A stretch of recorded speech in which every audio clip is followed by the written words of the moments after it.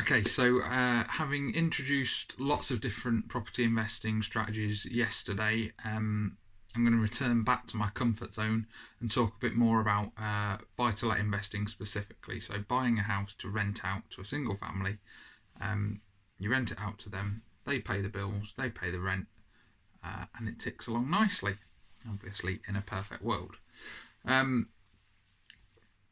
And so there's a few topics within this that I can start talking about. I've done my planning, like I said, so I know what I'm talking about. So today I'm going to talk about the importance of buying at a discount, why it's important to not just go out and buy the first house that you walk into.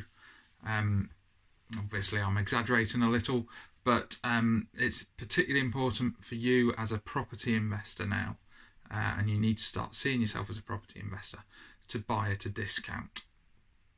And the biggest reason is the same reason that banks nowadays, at least, insist on you having a deposit. It's the same reason that they want you to have a 90% loan to value mortgage, or better yet, an 80% loan to value, or a 75% loan to value. They want you to make up that gap between what they're lending you and the price that you're paying for the property. And the reason the banks want that is because they know that if the property market declines in the year or two after or at any stage after you've bought it, it's not their money that it's eating into, it's your deposit. That's their buffer. So the bigger deposit you put down, the bigger their buffer, the lower the risk to them, because any market declines are never going to touch their mortgage. Now the banks are professional. So and you need to be equally as professional as a property investor. So you need something similar. You need to know that you are protected from any market declines. Now, partly this is being done by the fact that you've bought a good cash flowing property and the rent is covering the mortgage each month.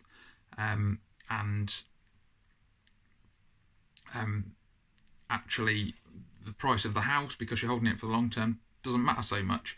Your rent is covering your mortgage and any ongoing maintenance and any void periods.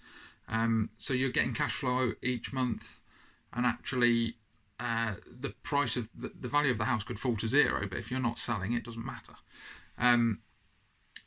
But nonetheless, we want to buy at a discount so that we can have a level of protection against whatever the market is doing. So if we're looking at, say, a house that we know is worth £125,000, we've been on Rightmove, we've looked at sold prices in the area, and we've ascertained that a 2-bed terrace house in the middle of Kettering will sell for £125,000. It's actually a bit more than that, but whatever. So for £125,000. Now, we don't want to be buying at £125,000, even though that's an absolutely fair price to pay for a house in Kettering. We don't want to be buying at a price around that value. We know that's the market price, but we're not baking in any protection against market decline.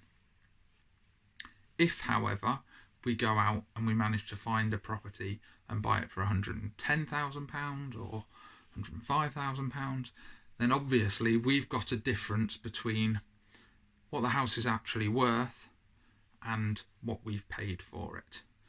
And so if the house market decides to drop 10% because of Brexit, or because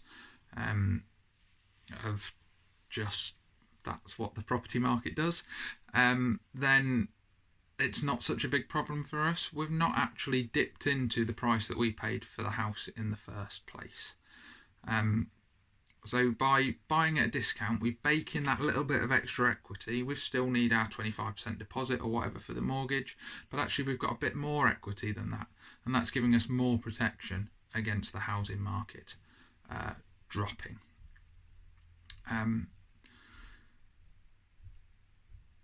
And so you might ask the question, well, if we're buying the house for £110,000, how can we really understand that the house is actually worth £125,000. And obviously we've done our research, we understand that it's worth £125,000 based on the fact that similar houses in the area have recently sold for that sort of price.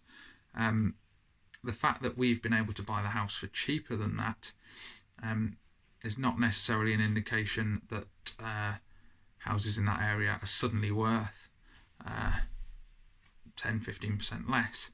It's just that we've been strategic about which property we've bought.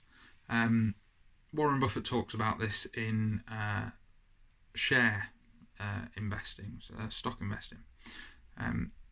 He's obviously American, so he talks about baseball, and in baseball they talk about I don't know, I'm going to mess up this metaphor, but they talk about now swinging 300. No, can't be swinging 300. Batting 300 in baseball, and that means that 300 out of every 1,000 balls that is pitched at a baseball batter, they will actually hit, and 300 is actually really good. And Warren Buffett says that to hit 300, you've got to know exactly where your sweet spot is. You've got to understand exactly what your sweet spot is and where you're going to swing to hit that. Did you like that? That was more of a rounder swing. Yeah, to hit 300, you've got to know where your sweet spot is, and you've got to wait for those balls. But you've got to hit 300 because in baseball you've got to hit the ball. You've got to hit the ball regularly. But in share investing, Warren Buffett says, actually, you don't even need to hit that regularly. You can wait for 1 in 1,000, or you can wait for 1 in 10,000, and wait for the one that is dead centre of your sweet spot and hit that one. And so it's patience that pays off. And that is a long, laborious way of saying the same thing is true in property investing. We don't need to go out and buy the first house we see. We don't need to go out and buy the 20th house we see. We don't need to go out and buy the 200th house we see. Hopefully it won't take that long, but we're just waiting. We are patient. We're waiting for a property to come along that allows us to buy at a discount, and to, like I say, bake in that additional equity that protects us against any market movements. So buying at a discount is important. For that reason, it's also just quite nice to know that you've bought at a discount. You've essentially earned yourself that extra at the point you've purchased it.